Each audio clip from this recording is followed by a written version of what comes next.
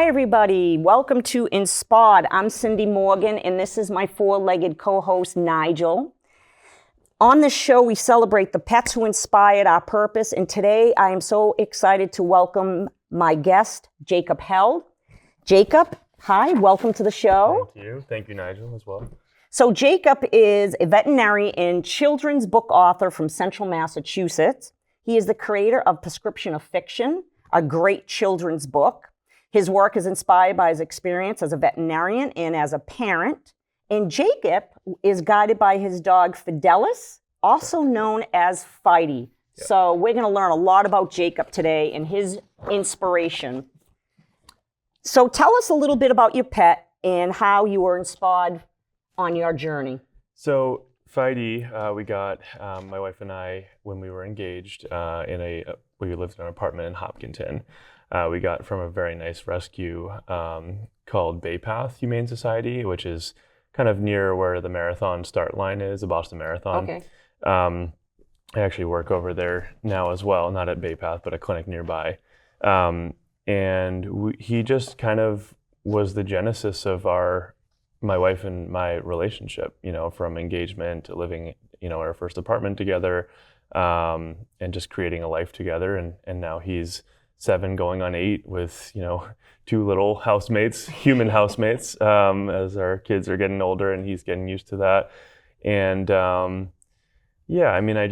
observe the human animal bond with my toddlers, growing up with a dog, which I didn't get to do until I was in 6th grade. So it's nice, starting from the bottom up with their, development with a dog.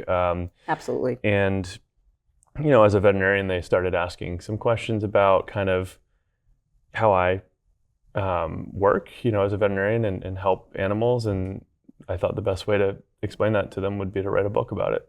Can you tell us what kind of breed Fidelis is? Yeah, so he's a German Shepherd, Chow Chow, Super Mutt, whatever you want to call it.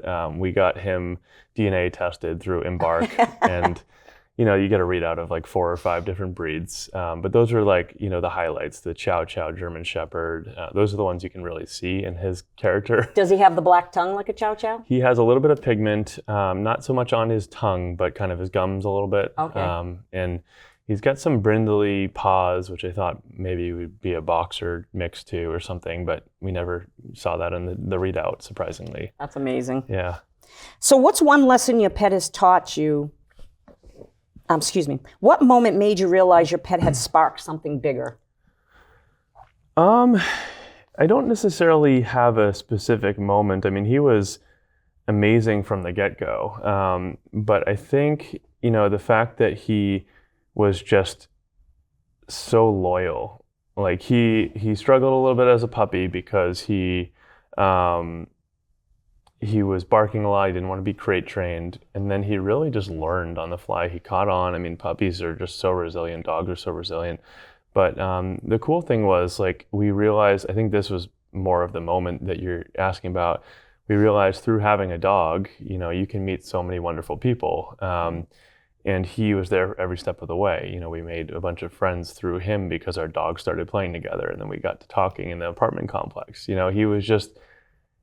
That was probably the moment where I realized, he's really enriched our lives in ways we didn't expect. Yeah, it's amazing how many people speak to you when you're out and about walking a dog. Yeah. And it's just like such a great community of pet people that just come together. They want to know about your dog and they want them to get together. It's a great, I love that too. Yeah. What's one lesson your pet has taught you that shows up in your business every day? I think resilience and persistence. He is one of the most resilient dogs I've met. I mean, he went through 2 knee surgeries when he was 1.5 years old. He had 2 TPLOs, which is a ACL injury surgery, almost back to back pretty much. And, we helped him through the recovery, but, he was probably in a lot of pain and he fought through it. Did the same thing with knee number 2, because typically they blow one knee, they blow both knees in an injury, acute injury type form. he just, from recovering from knee injuries to being tackled by toddlers, he's just really resilient. He's loyal. I mean, those things apply to business too, right? I can't tell you how much imposter syndrome I had when I started writing books. I didn't know what I was doing. I had to teach myself how to self-publish a book. And when I came out with the Itchiest dog, which is the first book I've had, I was like, is there even a market for this? And I just had to keep going, Right, and you can draw parallels to a dog's resilience and persistence to any business, I'm sure.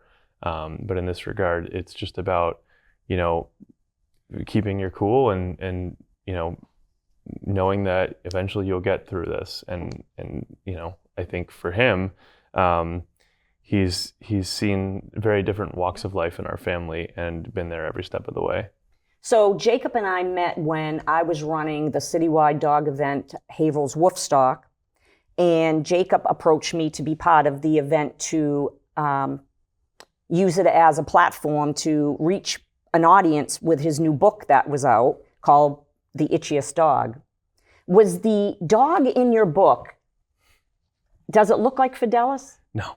So tell us about this illustrated dog, because that's very fascinating to me. Sure. So the dog actually, the origin of the book is that I wanted it to rhyme. I feel like kids resonate with rhyme, especially if you put in the work to make it flow well. Sure. And so in my head, I was thinking about dog breeds that would rhyme with a name. I always like Doug the Pug or something, Right. That's already been done, but I like the concept behind that. So I thought of an interesting breed that a lot of people don't really think about often, but it flows well, which was a Basenji. And so the illustrated dog is a Basenji named Benji. So Benji the Basenji. I don't know a Basenji named Benji, to be clear, but I just thought it was a cool concept to have a rhyming dog name and a unique breed that could also just make people more aware about the breed in some regard as well. I love that. And kids do love to rhyme. I mean, let's face it, we still remember rhymes from when we were kids, right? Absolutely, Dr. Seuss, yep. So my next question is, how has your pet helped you connect with your customers or community? I have so if you look at my website or my social media, I have a lot of, even on TikTok to some regard, but I haven't really delved into that too much yet. I have a lot of videos of him, of Fidelis, or Fidey as we call him. My profile picture on a lot of these sites are of me holding him. He's just, been kind of a model dog for my persona as I'm getting more established as an author in the community, like all the events I go to. Right. If there's a picture and it says reading, in book signing with Dr. Jacob Held, it will be a picture of me holding him. And so I think people are starting to realize that, that's kind of the image I want to portray. And he's such a loving figure. I'd like to eventually take him to some more events, but sometimes he gets a little bit anxious in new places. So that is the only thing limiting me from having him more like Nigel is here. Right. One thing that I was doing with Nigel for a while was making 4x6 photos. So when people wanted to interact with Nigel and they wanted to take a little something from him, especially kids, I would hand out the photos of Nigel to them. And on the back, I'd have a cute little message.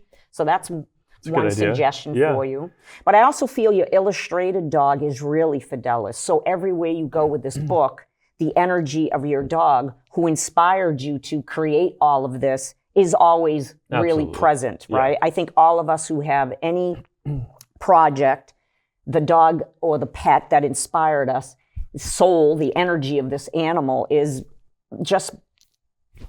the energy that flows out of us all the time. And it is just pure magic, right? Yeah, I mean, I would say the book in general is, to go into the plot a little bit, is about a pet owner who doesn't know why her dog is so itchy and takes the dog to the vet to figure that out and get the help she needs. So not only establishing the role of veterinarian, but just that human-animal bond and why she's so determined to help her pet who she loves and adores and wants to have him comfortable in his own skin again. Right. We've been, like I mentioned earlier, we've been through a variety of ailments with Fidelis. Yes. And, he means the world to us, and that aspect is you're right on. Like, he's my Benji the Basenji. He's the dog that I would do anything for. And you bring a very interesting perspective more than most because you're in the field of veterinarian. So you see all the sides of heartbreak, happiness, and everything in between for pet owners. So I feel like you really can tap into that mode. Yeah, you know, unfortunately, you take the good with the bad as a veterinarian, right? But you're right. There's a lot of heartbreak, but there's a lot of great joy, moments right? as well. A lot of joy. So if your pet could talk, what do you think they would say about your success story? I think you would say, "Dad, keep on going." Yeah. You know, I more hope, treats. Right, more treats and keep on going. I mean, I hope to write other books, and I think he would be proud of me as a veterinarian where I'm at in my career, and you know, the fact that I've prevented him from having a foreign body obstruction from eating a diaper. Yeah. So, there's been moments where it's a win-win. Yeah, he had to induce vomiting and make sure he stays healthy and get him through the knee surgeries, and so I think he'd be proud that I've been able to, you know, develop my skills as a veterinarian. But I think with this new endeavor as the book, I think he would claim his fame of him being the real Benji Basenji as well. For sure. For the recognition, of course. And just for fun, I love this spill the treats. What one fun, quirky, surprising thing about your pet or your journey together? What's one? That's a tough question because there's so many goofy things with him. So what's his one goofy thing that you both, like your whole family, just loves so much? Yeah, so he, sometimes he'll dance. Like, he won't do it voluntarily. We'll have to, you know, get him on his front paws dancing with us. But sometimes he'll actually enjoy it. Or when you pick him up and just, like, the kids like to dance with him too. So he likes to do that. Maybe not as much now as he's 7, almost 8 years old. Right. But when he was a puppy, he really liked to do that kind of silly thing. And yeah, he's just a big goofball, you know, and I think he's kind of the same as me in that regard. Yeah. Make you laugh every day, right? Yeah. I love that. That's so important. So before we wrap up, where can people find you, follow your work? Where's your book? Yeah, so my book is on pretty much any, you know, pay-to-order platform, Amazon, Ingram Spark, which is a lesser known, but is more of a wholesale distributor for bookstores. And, you know, really if you just open a web page and Google the Itchiest dog or my name, you can probably find a link to it. And, you know, there's a paperback and a hardcover copy. Okay. And I'm on Instagram as far as social media. I do have a Facebook page, but I mainly operate off of Instagram. And what's your handle on social media? It's at prescription of fiction. So prescription _of _fiction. And that's where I post a lot of, you know, stuff about Fidelis, but also the book. And I am in Grafton, Massachusetts, and that kind of central Mass area, like you alluded to. I do a bunch of events at bookstores and book signings and preschool readings and that kind of stuff, which is really the whole purpose of this. Excellent. So on your social media, you can find Dr. Jacob Held and follow him so you can find where all his happenings and events are going on. So I just want to thank you for joining and sharing your story. It's so important that I feel people really understand how powerful our connections are to our pets. It's just, we do amazing things because of them. Yeah, absolutely. And a special thank you to HC Media for supporting this and allowing the studio space and this community storytelling platform. Follow insPAWed on YouTube, Instagram, and Facebook. And thank you for watching. And I'll leave you with this. What have you been insPAWed by? Thank you so much for tuning in.